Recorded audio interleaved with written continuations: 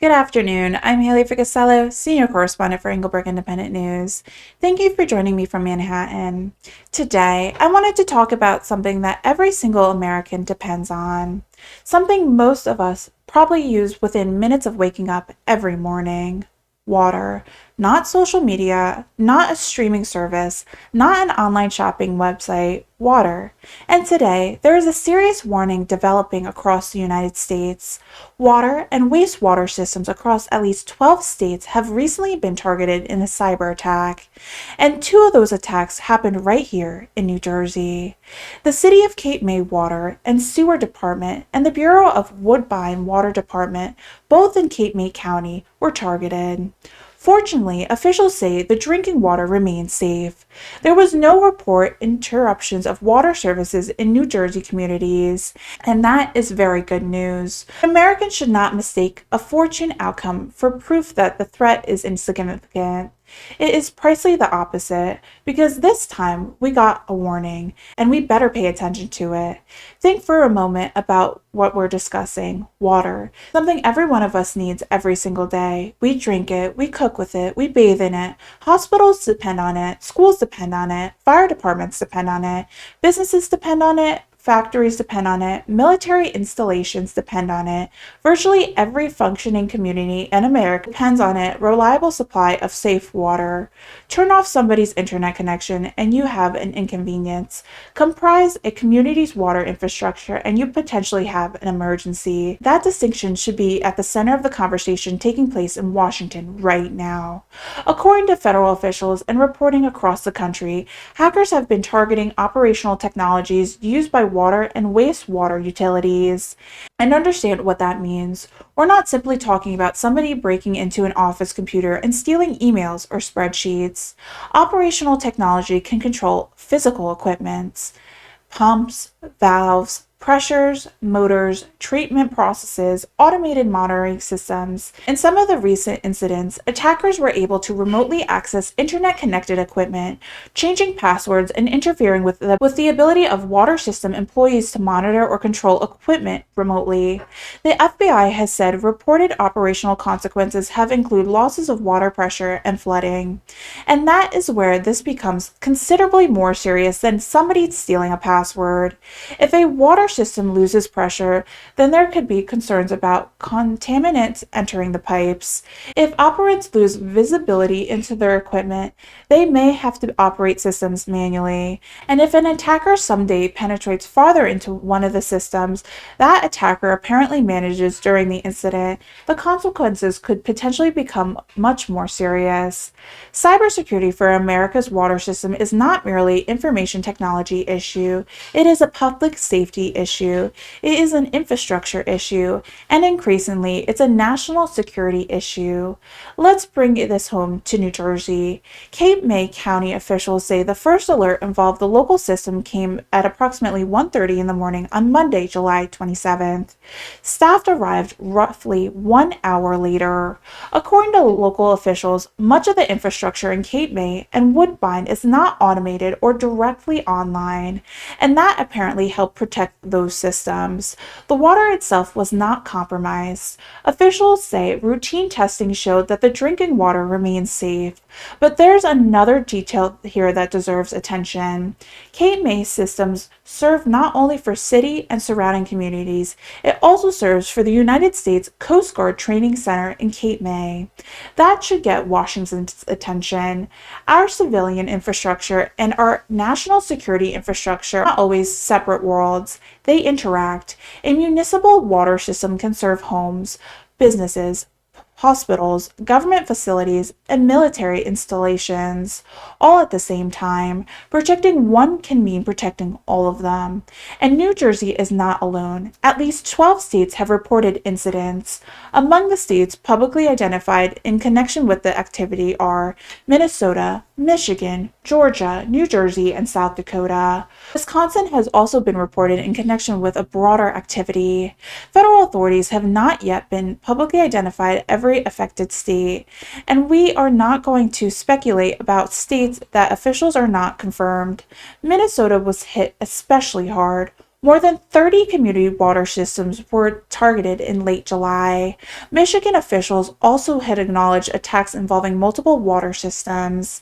In Georgia, the Clayton County Water Authority experienced an operational disruption that affected water services in portions of northern Clayton County and resulted in precautionary boil water advisory. That advisory was later lifted after testing. South Dakota has also reported an incident. Across the country, utilities have been forced in some of the cases to abandon automated controls temporarily and operate equipment manually. So far, authorities say America's drinking water has remained safe. That is good news, but here's the question we have to ask tonight. What happens next time? Now let's address the question who may be behind these attacks. And here, we need to be very precise. Federal investigators say not publicly made a final attribution for the latest campaign, but multiple reports indicate that Iran or Iran-linked hackers are considered a leading suspect. That doesn't mean Iran has been proven responsible for these latest attacks.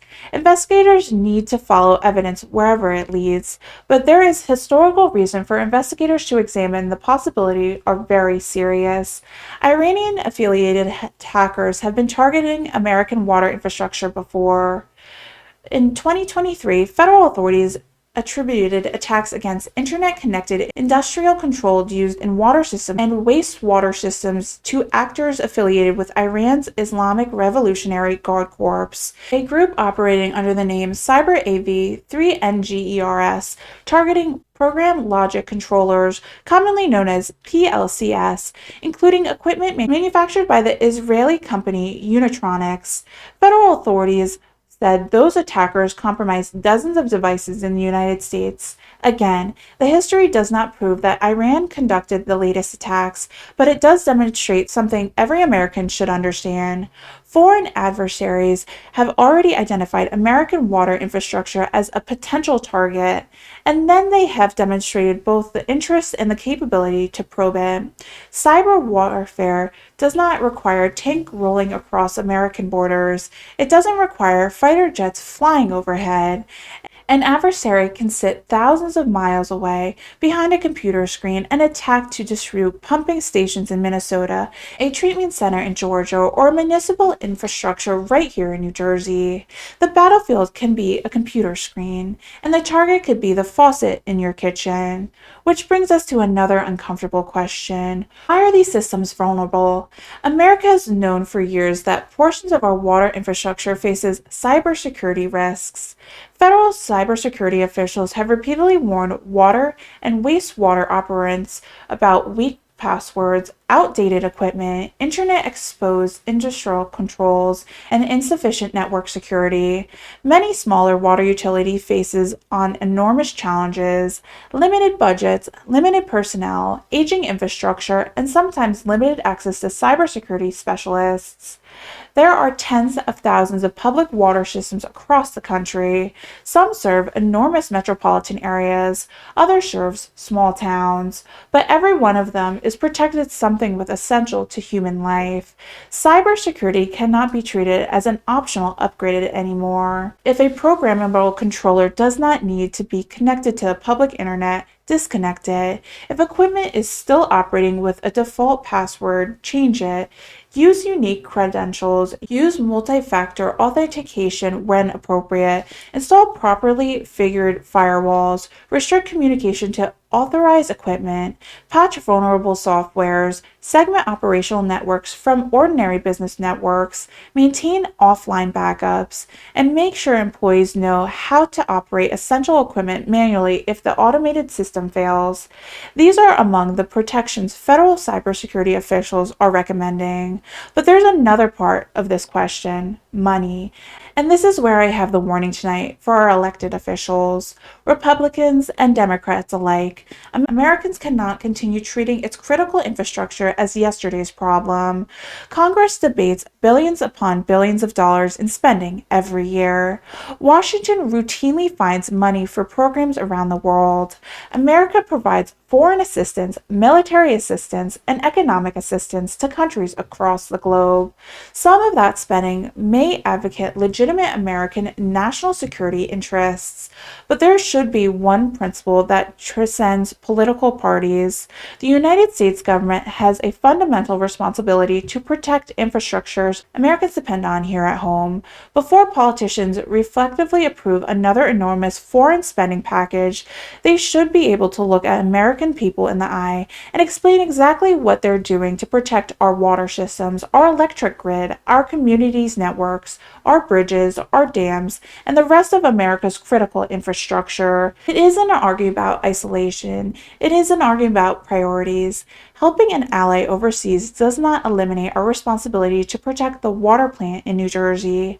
National security begins at home, and protecting the systems that deliver drinking water to American families is a national security. Politicians are very good at spending money after disasters, after bridges collapse, after blackouts, after cyber attacks, after communities losing essential services, after people are harmed. Then comes the hearing, then comes the investigation, then comes the speeches, and then everybody asks the same question: why wasn't somebody done this sooner? Well, we have the opportunity right now to avoid the familiar sequence. The warning has arrived before the catastrophe. Congress and state governments should conduct a serious nationwide review of cybersecurity protection at water and wastewater facilities. Priority should be given to small and medium-sized municipal utilities that simply cannot afford sophisticated cybersecurity programs on their own. Federal grants should be targeted towards actual security improvement, not endless bureaucracy. Internet-exposed operational equipment should be identified. Old systems should be replaced when necessary. Utilities should be tested. Emergency plans. Employees should receive cybersecurity training. And every water facility in America should know exactly how it will continue operating if an automated system suddenly becomes unavailable. That's not paranoia. That's preparedness. And there's another important lesson coming from New Jersey.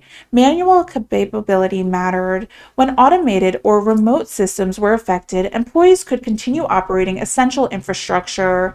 Think about that. In an era when we're connecting practically everything to the internet, sometimes the safety backup for the computerized system is a trained human being who knows how to operate equipment without it. Technology should make infrastructure more efficient. It should never make infrastructure helpless. Our water utilities need modern cybersecurity, a resilient backup system. And please, let's not turn it into another partisan political football. Republicans should not dismiss this because an affected community happens to be governed by Democrats.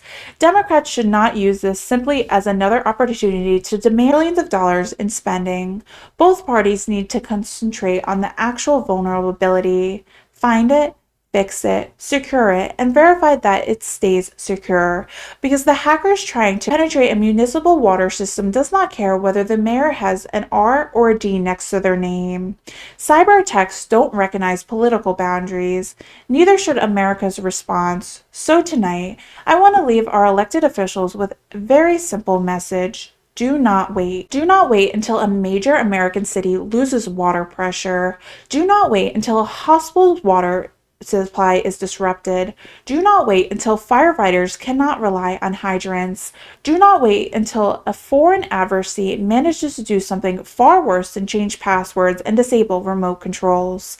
And please don't stand in front of American people after a catastrophe and tell us that nobody could have anticipated it, because we can anticipate it. Federal officials have warned us about it.